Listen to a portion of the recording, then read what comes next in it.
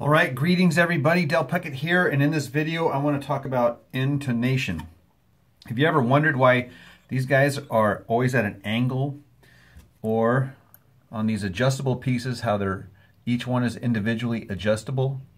Well, the reason being is because you want to be able to move this thing back and forward, because what you want is you want the harmonics, which also correspond, when you move these things up, the harmonics are going to move up and down as well when you move this thing. So what you want is you want the 12th fret harmonic to line up exactly over the 12th fret.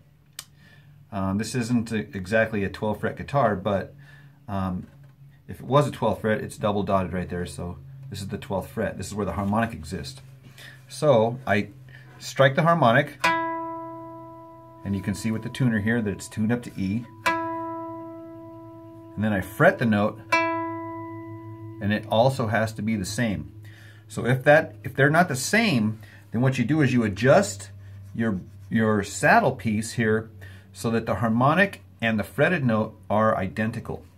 So let's say you fret the note, you tune it up, and then you hit the harmonic, and it's perfect, and then you fret it, and if it's flat, you want to make it shorter. But let's say you hit the harmonic, tune it up again, and then you hit the note and it's sharp, then you'll want to move it back and make it longer or flatter. Okay, so play with this back and forth, and the reason why it's at an angle is because the thickness of the strings are thicker here, so the thicker string is going to require a longer distance to travel to the nut.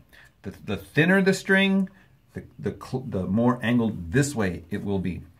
One thing I have noticed that is, if you're going to be using a straight line here, that you can't mix and match wound and unwound strings, because the physics and the nature of the unwound strings require the saddle to go back again. So you'll see, like on electric guitars or guitars that are acoustic guitars, that you'll see that as soon as it goes from wound to unwound, that they kind of dogleg back again. So if you have a mixed pair of strings, wound and unwound, you're probably going to have intonation problems if you have just a straight saddle. And I've seen people compensate for it. What they'll do is angle it kind of back this way, and that's a compromise and stuff like that, just to kind of get a ballpark and stuff like that. What I like to do is I like to intonate the middle string. In this case here it's B, right?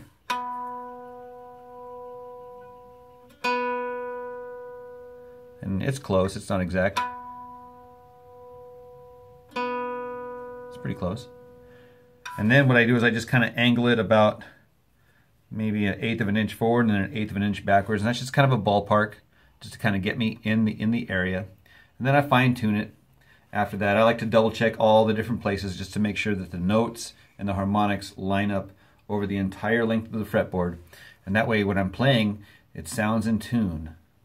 So there you have it, intonation, my friends.